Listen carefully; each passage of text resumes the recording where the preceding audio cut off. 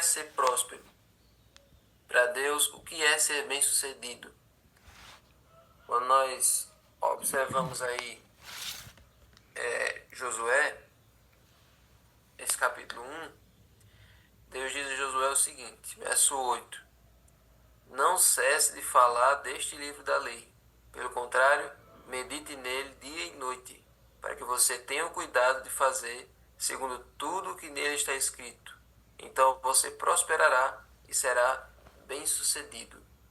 Ou seja, a prosperidade e o sucesso vinham da obediência ao livro da lei, vinham da obediência à palavra de Deus. Porque o que é ser próspero? Aqui na lição afirma que prosperidade é você realizar de maneira satisfatória aquilo que você planejou, ou então viver um estado de circunstâncias favoráveis. E ser bem-sucedido significa ser prudente ou agir sabiamente. Então, por que é por causa da Bíblia que a gente aprende a viver, a agir sabiamente e a ser prudente?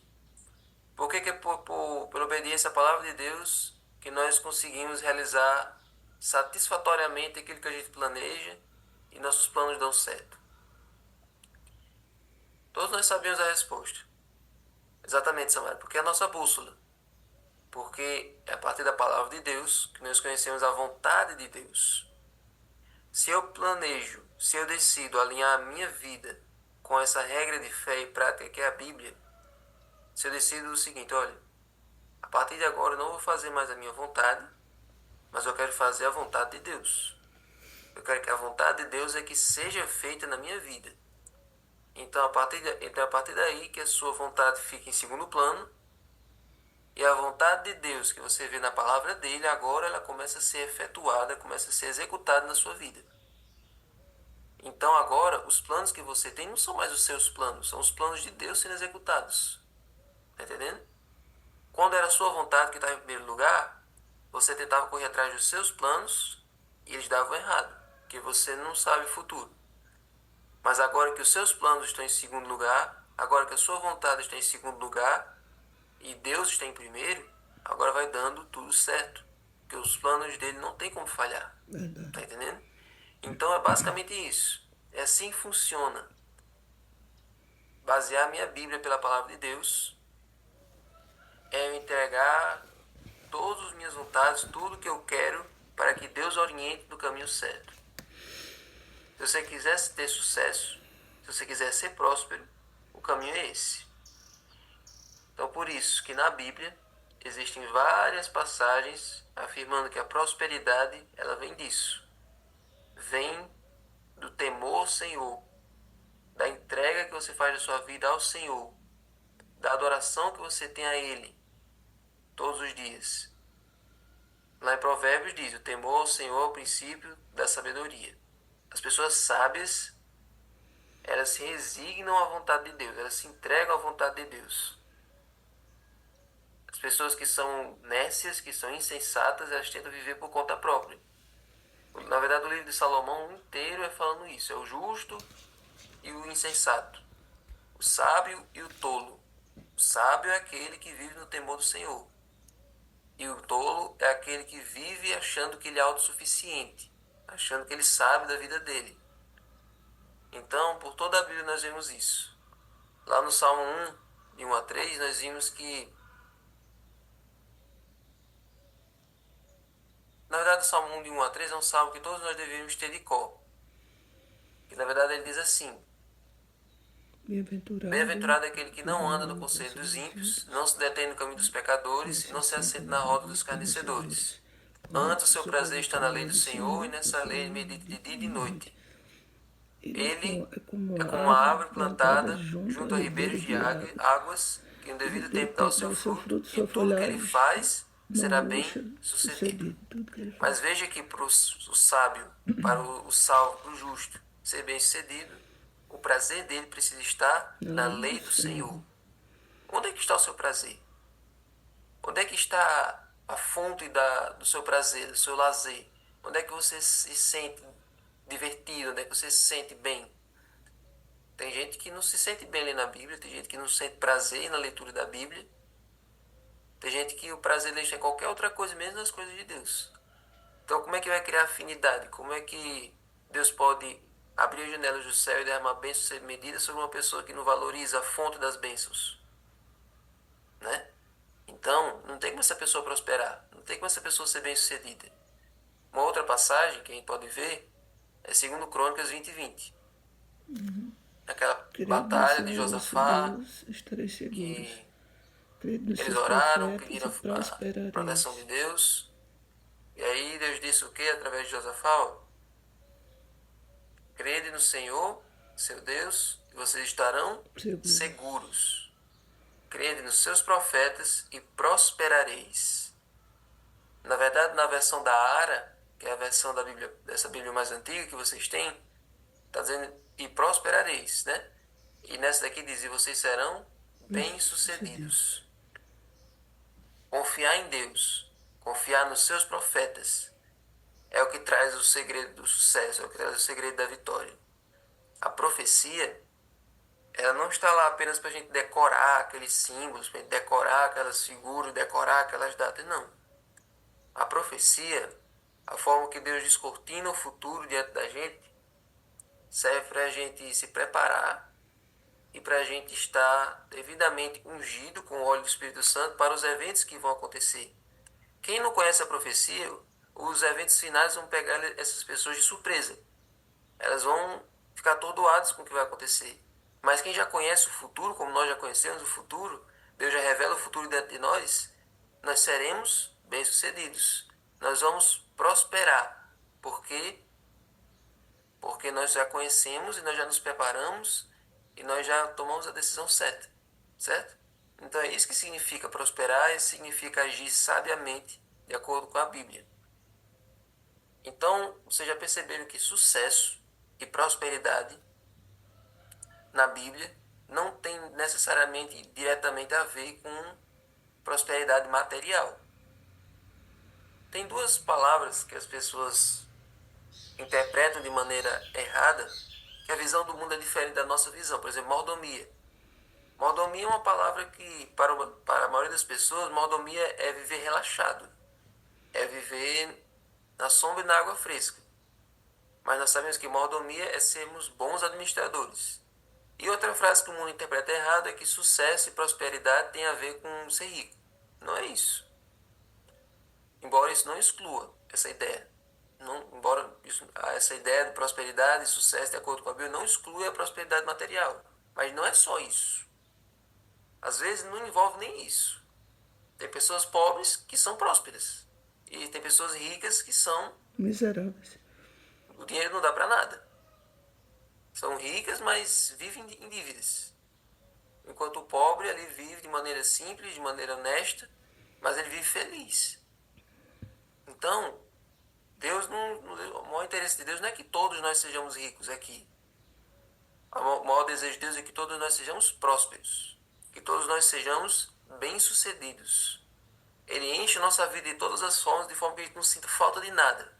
O Senhor, meu pastor, em nada me faltará. Ele não vai faltar. Então, prosperidade é isso. É ter Deus preenchendo a sua vida.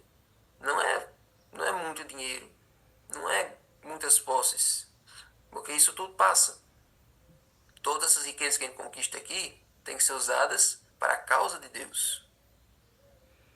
Todas as riquezas que a gente usa aqui, a gente faz uso aqui, devem ser usadas para a causa de Deus. Porque se a gente for usar só para nós, um dia isso passa e não vai servir de nada. Os tesouros que a gente investe aqui para a causa de Deus, eles estão sendo entesourados lá no céu. E um dia nós vamos todos morar em mansões de ouro, numa cidade feita de várias pedras preciosas. Certo? E Clarinha colocou uma definição aqui. Ser próspero significa ter sucesso, abundância e desenvolvimento em diversas áreas da vida, não apenas financeiramente, mas também em relacionamento, saúde, bem-estar e crescimento pessoal. Exatamente. Porque Deus quer que você seja bem-sucedido em todas as áreas. Por isso que Deus dá instruções sobre saúde, por isso que Deus dá instruções sobre família, relacionamentos. Deus se importa que você por inteiro seja bem desenvolvido, certo? Para finalizar aqui a lição aqui faz um link com a questão da lei e a fé, né? assim, de fato, confiar nas promessas de Deus, especialmente na salvação pela fé somente, e obedecer à sua lei, não se opõem um ao outro. Representam dois aspectos da vida cristã. Ou seja, a obediência aos mandamentos de Deus e a salvação pela fé em Cristo não são coisas que se excluem. Tem gente que pensa que só pela obediência da lei elas vão ser salvas, né? E tem gente que pensa que só pela fé no sacrifício de Jesus, sem obediência à lei, também elas vão ser salvas. Não é isso. Uma coisa está ligada à outra. Como todos nós já vimos aqui várias vezes na lição. O que diz Romanos 3,31? Anulamos então a lei por meio da fé? De modo nenhum. Pelo contrário, confirmamos a lei. Porque uma vez que você é salvo, todas as suas ações dali para frente, suas boas obras, vão confirmar a sua salvação. Todos nós já sabemos disso. Então, a obediência à lei de Deus é a prova de que eu fui salvo. Certo? Não é o meio para você ser salvo. Se você considera a lei de Deus como um meio para você ser salvo, você não vai ser salvo nunca. Porque você é sempre pecador. De uma forma ou de outra, você vai quebrar aqueles mandamentos. De uma forma ou de outra. Se você achar que você precisa obedecer eles perfeitamente, sem errar em nenhum momento da sua vida, você nunca vai ser salvo. Com Jesus é o seguinte: você entende que você é pecador, uma hora ou outra você vai pecar, você vai errar aqui e acolá, mas com Jesus ele ajuda você a superar esses defeitos, superar esses erros, superar essas falhas que você tem no mandamento ou outro. Você supera aquele erro, supera aquele pecado, você vence ele e aí você tem outro. Aí Jesus ajuda você a vencer aquele outro. Aí surge outro. Jesus ajuda você a vencer aquele outro. Certo? Até um dia ele tirar essa natureza que só vive pecando e dar uma natureza que nunca mais vai pecar, a natureza celestial. Amém. Então, é assim que funciona a relação entre a salvação pela fé e a obediência à lei de Deus. Então, os escritores do Antigo Testamento, eles tinham um grande respeito pela lei de Deus e a consideravam uma fonte de prazer. Por quê? Porque a graça já tinha alcançado eles. Quando a graça nos alcança e nos transforma, tudo que a gente faz para Deus agora é moleza. Porque a salvação nos tirou da escravidão e nos colocou na liberdade. A lei passa a ser parte do nosso estilo de vida. A lei passa a ser o nosso prazer. Toda pessoa que acha que obedecer a Deus é difícil, que acha que seguir a Deus é complicado, a graça não transformou ele ainda. Essa pessoa não permitiu ser transformada pela graça de Cristo. Ela ainda acha que por ela mesma é que ela vai conseguir a salvação. Então toda pessoa que acha que servir a Jesus é complicado, não tem a lei de Deus como prazer. Tem a lei de Deus como diz lá em Gálatas, um aio, como um tutor que vive ali para castigar você, para chicotear você. Então, quanto mais entendemos e utilizamos a lei corretamente, nós temos uma compreensão mais profunda da nossa pecaminosidade e a necessidade da justiça de Cristo.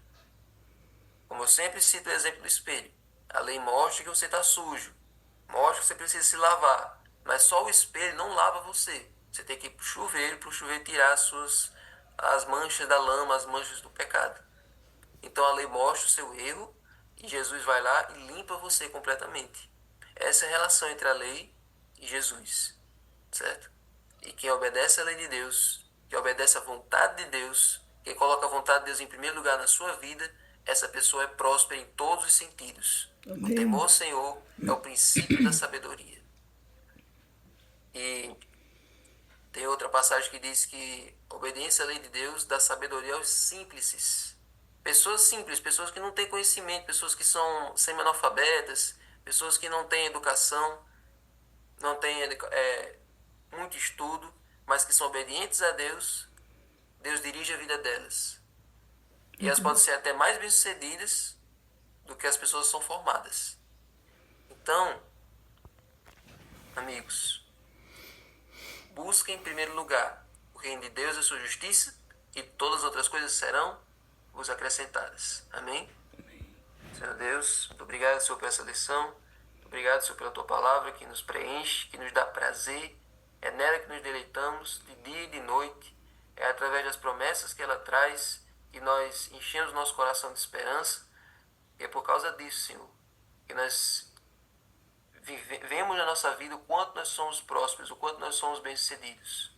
Não é pela experiência dos outros, nós vemos pela nossa própria experiência o quanto o Senhor nos abençoa, o quanto o Senhor, quanto todas as coisas cooperam para o bem daqueles que te amam. Então, Senhor, nos ajuda a reconhecer isso, o quanto nós somos felizes em te servir, o quanto nós somos abençoados por estarmos na tua presença a cada momento do dia. Nos ajuda, Senhor. Abençoa essas pessoas que estão aqui, ajuda elas a serem prósperas, bem-sucedidas e vitoriosas em cada momento do seu dia. Em nome de Jesus. Amém.